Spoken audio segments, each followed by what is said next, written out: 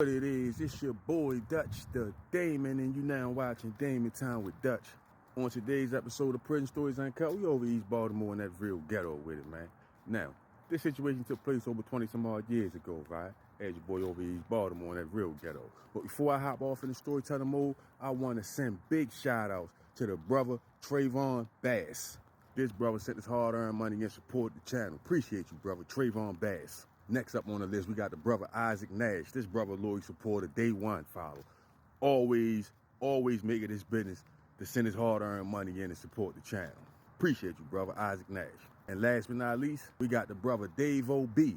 This brother a loyal supporter, avid watcher. You could be anywhere in the world, but you're here with me, pimp. Just stay locked in, I got it. It's Dave O.B. Now that we got that out the way, let's get it. After the crash, one of the officers hop out and give chase. So when Sting and Daniel hit the corner, just hear two shots get let off. Boom, boom. Chicky in a getaway car with that bitch running, waiting on them. So when Sting ran up to the passenger side door and opened the door, Chicky was looking at him like, what the fuck Daniel at? So when Sting looked back, he see Daniel laid on his face in a puddle of blood.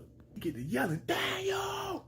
He turned around and get to running back. But the officer that shot Daniel pop out from behind the wall with his service weapon in one hand and his walkie-talkie in the other.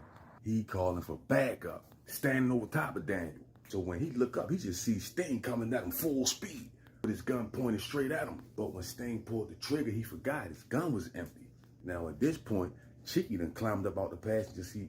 And by the time the officer look up, all he sees is Sting coming at him full speed with that bitch in his hand, pointed directly at him. But the whole time, Sting done forgot he done ran out of bullets in the shootout. I guess seeing his little brother laid out like that, he completely forgot. But see, by this time, Chicky done got out the car with that big 4.5. He couldn't run, so he just linked over the roof of the car before the officer had any time to respond. Get to letting that eagle off. Flip police yo backwards. He quickly limps over to where Sting was trying to pick Daniel up. Chicky see that, he turned back around like, come on, get him back in the car, get him to the car. Sting drugged Daniel's lifeless body all the way back to the car. Chicky hopped back in, they pulled the fuck off. By the time the officer back up got there, he was manned down with a whole bunch of other bodies out in front of the pool hall. So Chicky flying through the lights, Daniel in the back seat, unresponsive. Sting yelling, hurry up, go through the lights, get to the hospital, get to the hospital. Not really wanting to accept that Daniel gone. He gone. So they taking all the lights trying to hurry up and get to the hospital. But when they get down John Hopkins, they get surrounded by law enforcement. Man, it looked like they had the SWAT team out that motherfucker. They right at the hospital front entrance. Surrounded. All kind of lights shining on the car. Now, they done got an APB put out on them as COP, killers. And you know when that come across the radio, them boys be on get back mode. But anyway, Chicky looked Daniel. Chicky looked Sting straight in the eyes and tell him, brother, I got 6 bullets left. What you want to do? Sting picks up the gun that Daniel had in his hand on the scene. Check the clip and tell him like, man, I got 4. Chicky look at him with that serious look on his face like, you my little brother, you don't have to do this. If you want, we can lay these guns down. Sting looked down at Daniel. He said, look at my little brother. Fuck that. They fell silent for a second and just stared into each other's eyes, told each other, I love you, brother. Then Chicky turned back around in the driver's seat and said, at the count of 3, police on the bullhorn yelling, come out, put your hands up. Get out, put your hands up. Chicky get to count 1. It's Tanya, his son, everything just get to flashing before his eyes. 2, all his little brothers who depended on him to stay him in the right path, then already lost their lives besides 1. 3, he looked back at Sting. You ready? They cocked their shit back, opened the doors, and jumped out with them flamethrowers. But before either one of them could get off one shot, they gets riddled with a barrage of bullets right out in front of the hospital. 2 black bodies laid out in the cold winter night. Meanwhile, over west, Magic pulled up in the station wagon in front Baby Fred, baby mother house.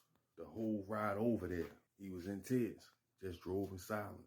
As he loved Baby Fred, he just couldn't believe Shorty was gonna kill him over some pussy. He knew niggas had told Fred about him fucking Fred, baby mother while he was locked up. He wasn't even trying to hide that shit, but in Magic mind, it's just some pussy. He wasn't even thinking he was crossing Fred. See, Magic ain't had no kids. He ain't even know how it's different with your baby mother. Fred ain't never tripped about none of the other bitches that he fucked. But this one was different. This was his baby mother. But even that proved to be a mistake. Because look at the outcome. Your best friend gone at your hands for some shit that could have been avoided. He could have kept her legs closed and he could have kept it in his pants, point blank period. Out of love for shorty, you know what I mean, baby Fred. But anyway, yeah, he pulled up. But he really mad at himself for what he had to just do for real. So instead of looking at it for what it is and accepting his role in it, he blamed the baby mother for that shit. Because the shit wasn't even to happen if she didn't, you know what I mean, try to seduce him. See, one day he had came over there to send baby Fred some money. He was going to drop her off $30, you know what I mean, send baby Fred over to jail. But when he knocked on the door to give her the money, she invited him in. Fucking nightgown on. One thing leads to another, wham, bam, thank you, ma'am. Just kept happening after that. So he get to knocking on the door, heartbroken about what he had to just do to his best friend. She come to the door expecting it to be both of them, or just baby Fred by herself, but definitely not just Magic. She opened the door, she just see Magic standing there. So she like, what's up, where Fred at? He get to telling her how he done got locked up for a gun and some drugs and shit. So she like, what? Let him in. He like, yeah, man. We both ran, but he got caught. Off the break, that shit just didn't sound right to her. And it just popped in our head like the money. So with Magic popping up at the house all of a sudden by herself without baby Fred, talking about Fred and got locked up, and she knowing she just ain't done with all this money, she get to thinking the worst. Her heart get to beating fast once she come to the realization something ain't right. That's when she get to thinking like the money must be in this house somewhere if he here. And Magic energy was off too. He normally be laid back, cool, calm, and collective, but he seemed jumpy and jittery. So now, sensing that her life might be in danger, she get to plan on his weaknesses. Well, if he in jail, I mean, that ain't all bad. It'll give us some time, right? Magic start blushing. She like, you sure you don't want to come upstairs before you leave? He get to thinking about it for a second. Then he like, shit, why not? She grab his hand, they get to going upstairs.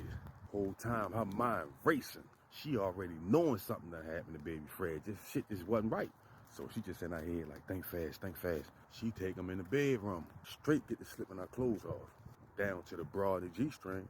It didn't take much to get Magic excited. He get to taking his shit off. She asks him, do you have a rubber? He like, nah, nope. I ain't even got one for real. So he hit her with the, yeah, but we been fucking up. We don't really need that, do we? He look at him like, boy, don't be crazy. I got something downstairs in the drawer. I'm gonna go get him. So he like, shit, all right.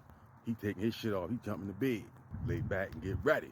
She leave out the room, go downstairs in a bra and a G-string. But while she downstairs in the living room, she get to dial 911. She hurry up and tell them like, hurry up, get to the house, the address such and such. My life is in danger. Hurry up and get here, please. They tell her they gonna send units out immediately. They was trying to keep her on the phone, but she hurry up and hung the phone up.